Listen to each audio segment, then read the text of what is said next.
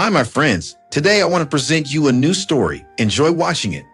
The day began like any other, quiet and uneventful. I was out in the yard, mending the fence that had long stood between our small house and the imposing Osborne mansion. Leila Osborne's home, with its sprawling lawns and grand pillars, always seemed a world away, though it was just across the street. I wiped the sweat from my forehead, trying to ignore the ache in my hands from hours of hammering nails.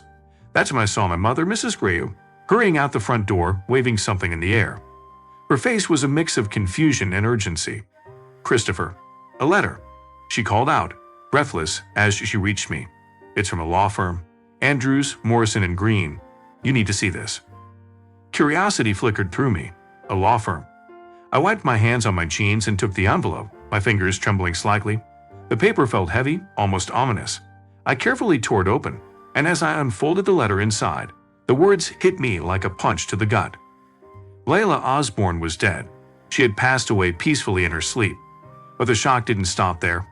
In an unexpected twist, the letter revealed that she had left her entire estate, her $4.3 million mansion, to me.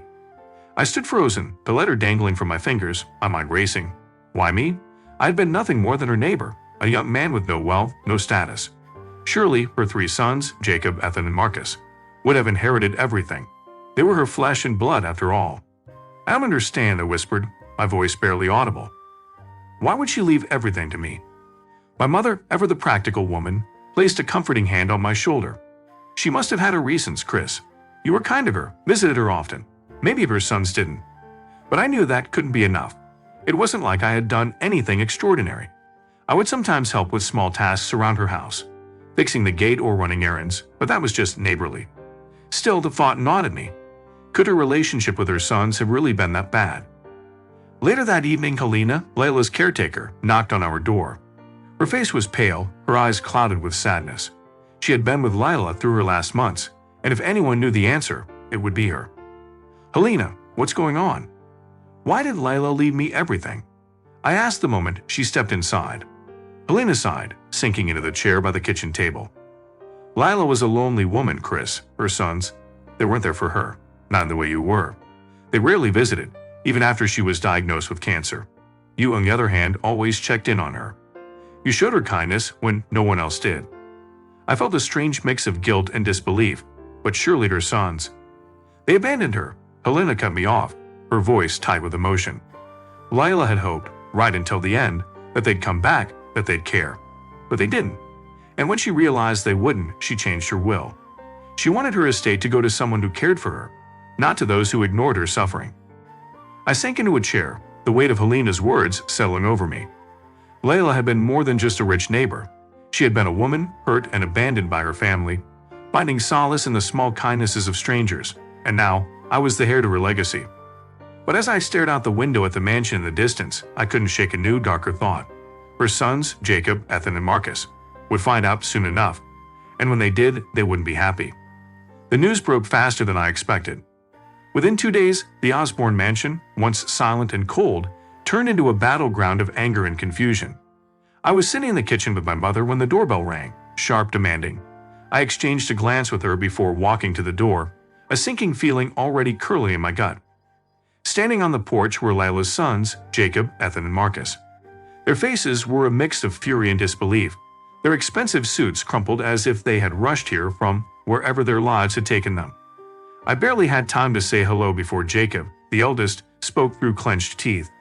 "Is it true?" he snapped. "Did our mother really leave everything to you?" I blinked, unsure of how to respond. I got a letter. The estate's been transferred to me, but, Marcus cut in, his voice sharp. "There's no but here. You're not family. You have no right to that house, to her money." Ethan, the quietest of the 3, stepped forward. His expression was calmer, but his eyes held a dangerous edge. "This has to be some mistake. We're contesting the will. No judge would ever believe this insanity." I took a breath, trying to steady myself against the rising tension. "Look, I understand this is shocking, but the will was changed. I didn't ask for any of this. I didn't even know." Jacob's eyes darkened. "So what now? You just get to waltz into that mansion and play Lord of the Manor while we're left with nothing." "I'm not trying to take anything from you," I said, my voice firmer than I felt. "I didn't even want the estate. I care about your mother. I helped her when he didn't." The words hung in the air, heavy and charged. Jacob's face turned red, and Marcus stepped forward, fists clenched at his sides. My heart pounded in my chest. I could feel the hostility rolling off them in waves. "That's not your place to say," Marcus growled. "You don't know what was going on with us." My mother appeared in the doorway behind me, her presence instantly soothing some of the tension. "Leila made her choice, boys," she said softly but firmly. "It's written in the will. There's no changing it now." Jacob shot a glare at her. "This isn't over," he spat. "We'll see you in court, and when we do, you'll regret ever stepping foot near that house." With that, they stormed off, slamming the door behind them. The sound echoed through the house, leaving a thick silence in its wake. I turned to my mother, my chest tight with anxiety. "They're not going to let this go," I said quietly, sinking into a chair. "What if they manage to get the will overturned? I'm not ready for a fight like this." My mother sat beside me, her hand resting on my arm. "They're angry, Christopher. But the law is on your side. Leila's decision was clear, and her reasons were sound. They abandoned her, and now they're paying the price." I sighed, rubbing my temples. "I don't know what to do next. This isn't how I wanted things to turn out." "Take it one step at a time," she advised. "We'll get a lawyer, make sure everything is in order. But remember, Leila trusted you with this for a reason. She knew what her sons would do. She was counting on you to handle it." As the storm clouds outside gathered, mirroring the brewing tension, I couldn't shake the feeling that this was just the beginning. The Osborns weren't going to give up without a fight, and neither, I realized, could I.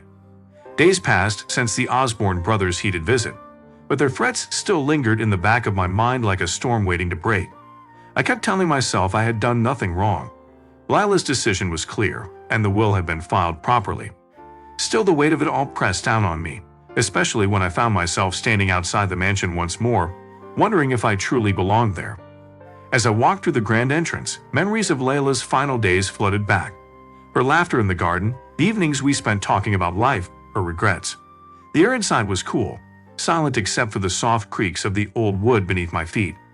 I found myself wandering to her favorite room, the library.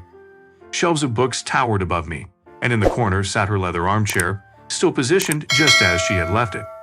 I sat down in the chair, taking in the stillness, when a soft creak behind me broke the silence. My heart skipped a beat as I turned quickly, expecting to see my mother or maybe even Helena, but it was someone else. "Did you think we wouldn't come back?" A voice said, low and sharp. It was Marcus, standing just inside the doorway, his eyes narrowed. Behind him, Jacob stepped in, followed by Ethan. They had let themselves in. "What are you doing here?" I asked, my voice shaking slightly. "Reiner to fight," Ethan said, raising a hand. His tone was more controlled than Marcus, but the tension in the room was thick. "We just want to talk," Jacob added, though his eyes told a different story. I stood, trying to keep calm. "There's nothing to talk about.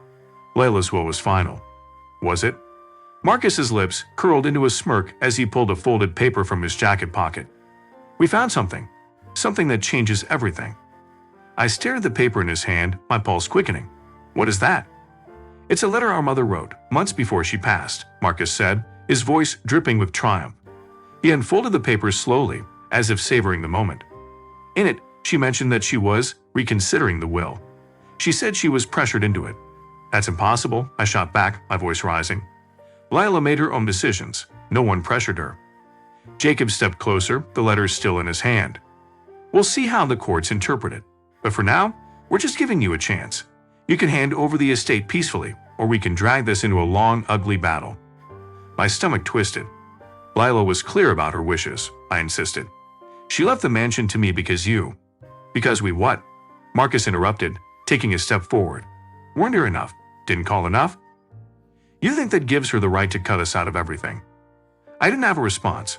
The truth was harsh. Their absence had hurt Leila deeply, but explaining that now felt like pouring fuel on the fire. Before I could say anything else, a noise came from upstairs. We all froze, eyes darting toward the ceiling. There was a faint creak, followed by the unmistakable sound of footsteps. Someone else was in the house. "Who the hell is up there?" Marcus growled, already heading toward the staircase. I rushed forward, blocking his path. "Wait, this is my house now." "Our house," Jacob corrected, pushing past me. Together we climbed the stairs, the tension building with every step. The hallway at the top was dark, only dim light filtering in through the curtains. The footsteps had stopped, leaving an eerie silence in their place. Marcus reached the door to Leila's old bedroom and flung it open. We all stood frozen, stunned beyond words. There, sitting on the edge of her bed, was Leila, alive. Her face, pale but unmistakable, was streaked with tears. She looked up at her sons, her eyes filled with a mixture of pain and disbelief. "My children, I deliberately played my death to see you and finally understand how dear I am to you." "Have you come to me for the first time in so many years?" she asked, her voice trembling. "Only after hearing about the inheritance. How shameless you are. As soon as they'd found out that I was dead, they immediately flew like hawks to prey. It turns out that you didn't need me, but you needed an inheritance, my mansion." Jacob was the first to break the silence, his mouth opening and closing, as if words had abandoned him. Marcus took a step back, the arrogance drained from his face. Ethan just stood there, motionless, as though he couldn't comprehend what he was seeing. Leila continued, her voice growing steadier but laced with heartbreak. "Didn't I deserve your attention during my lifetime?" She wiped away a tear, her gaze shifting between them. "All I ever wanted was for you to be with me, to care about me, but you never came. Not when I needed you most." The weight of her words crushed the air in the room. The brothers, who had arrived full of anger and entitlement, were now silent shadows of themselves, unable to face the truth. Leila's eyes found mine next, and a small, tired smile appeared on her lips. "I have finally made a decision," she said softly, her voice filled with a quiet strength. "I am passing the mansion on to Christopher, who has been here for me, who cared for me in the ways you never did." Marcus clenched his fists, but said nothing. Jacob shook his head in disbelief, and Ethan just looked at the floor, the shame of it all too heavy to bear.